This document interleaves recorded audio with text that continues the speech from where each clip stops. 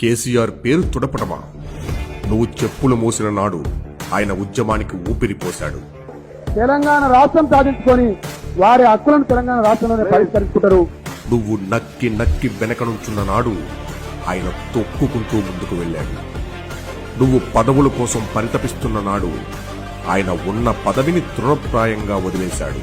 Deputy speaker రాజీనామా తీసుకో, నాకు వచ్చినటువంటి శాసనసభ రాజీనామా తీసుకో, నీ తెలుగుదేశం పార్టీకి ప్రాథమిక సభ్యత్వానికి రాజీనామా తీసుకో.